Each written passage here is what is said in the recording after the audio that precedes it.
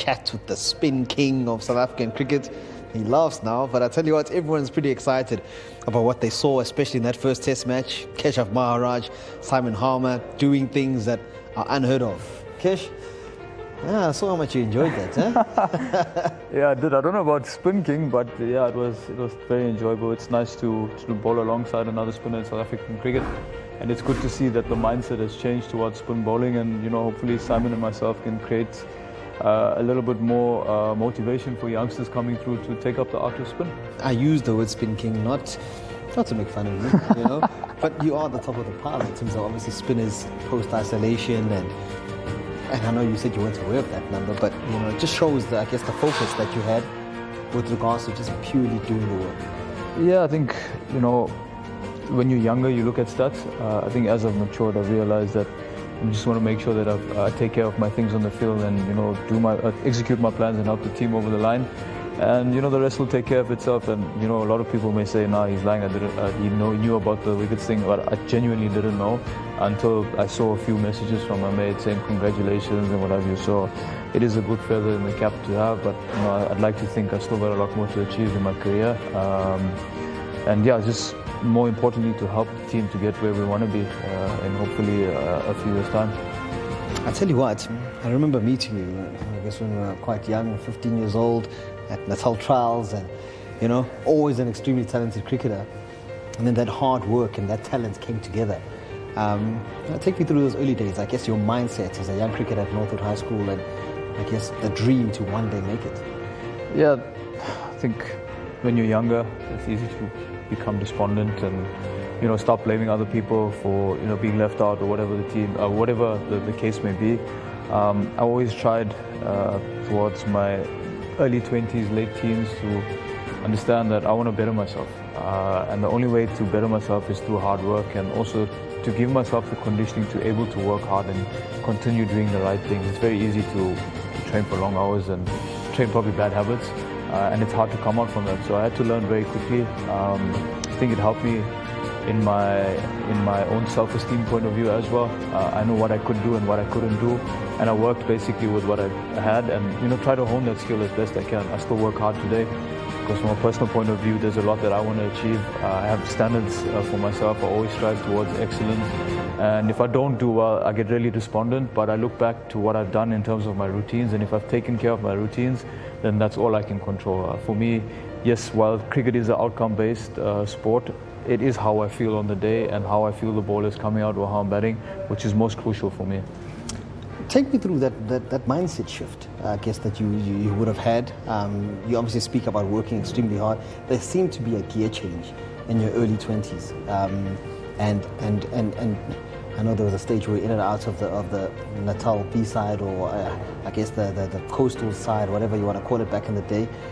Where did that mindset change to say, okay, I'm going to be a full-time pro, 24-hour professional? So at the age of 22, 23, I was actually going over to England, and I wasn't happy with my contract situation at the time because I was doing relatively well in amateur cricket. Probably played a handful of Dolphins games, did pretty well, I would think. And I didn't feel like I was being invested in at the time.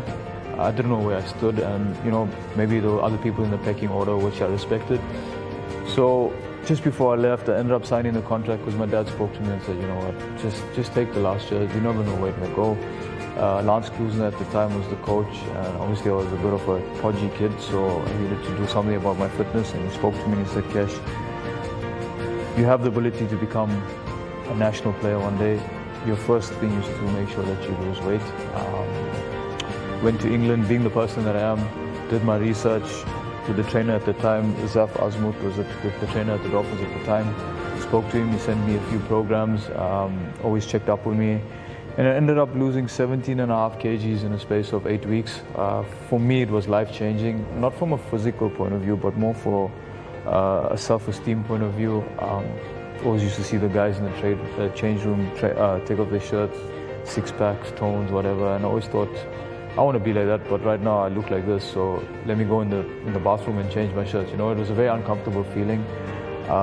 Came back, probably never saw me with the shirt on, put it that way, for that period of time, because I was so happy and chuffed with what I've achieved with my body that I kept my shirt off 90% of the time.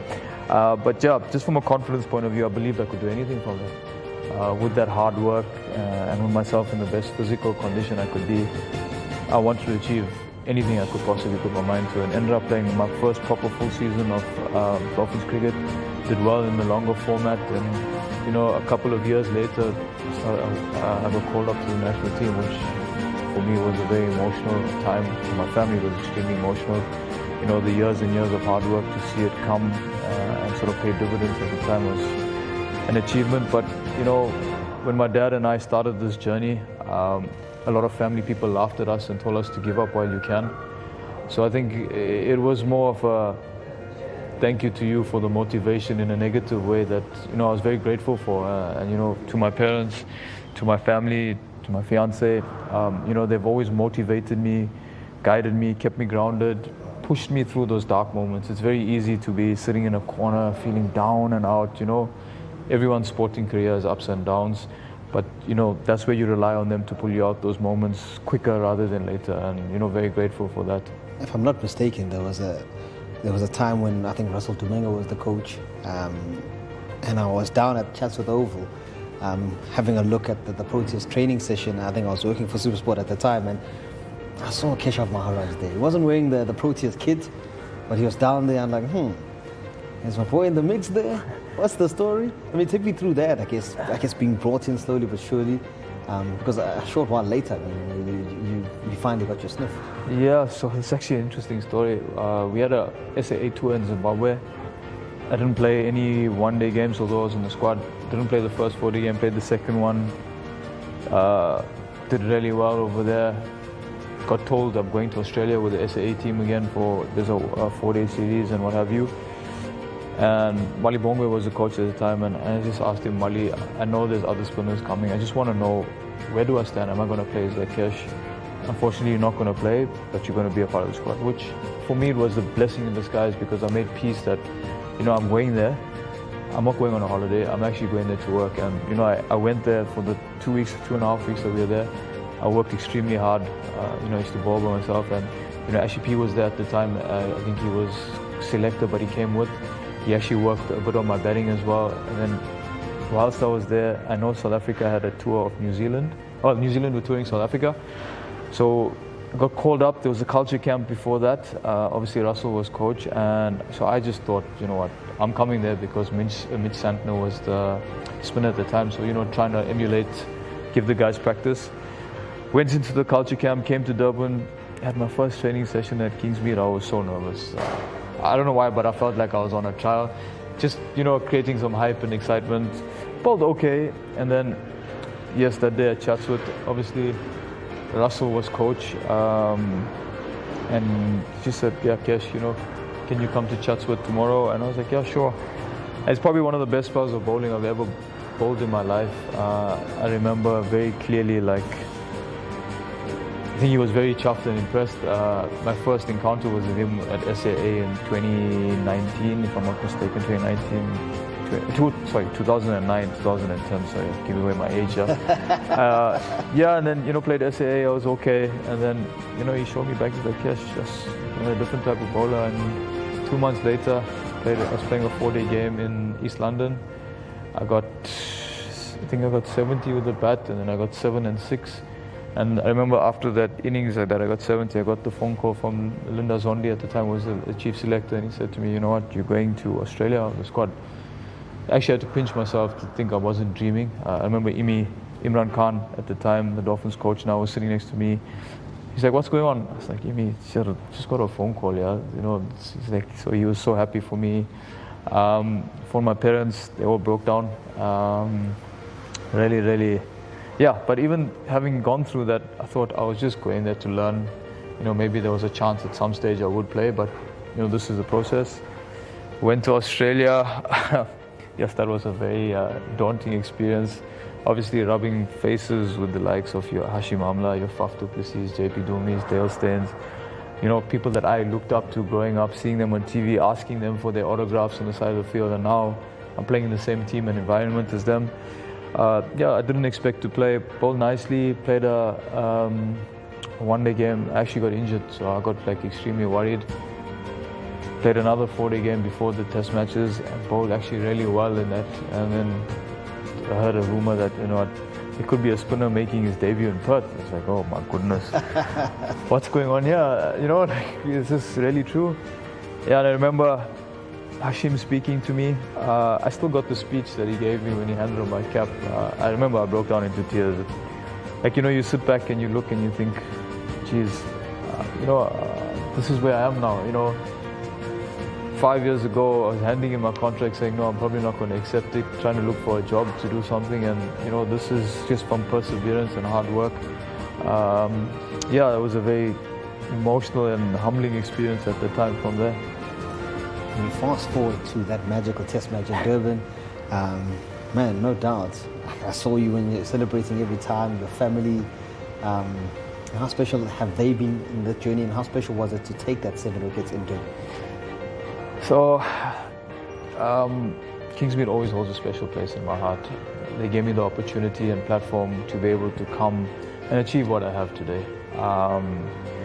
Having my family, my fiance, everyone there to support me throughout the days, my in-laws, it just meant so much to me. It felt like complete.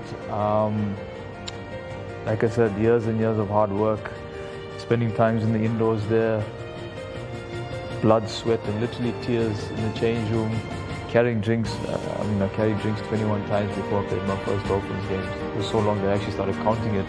But yeah, it was really emotional. I think, you know, I felt those bowling really nicely in the first innings. Never got the reward, but I still felt good. Like, you know, I kept myself in a good space. And I remember the coach also spoke to me at the time and said, you know what, Kesh, you bowled extremely well. Who knows in the second innings, you know, what may happen.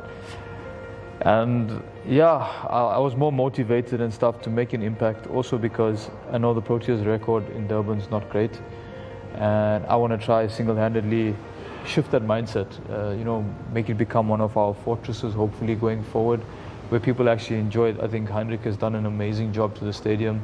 The pitch with Asif and Wilson, they have also done an exceptional job. And just the whole look and feel of Kingsmead has become a more homely place, and a place where people actually want to play cricket.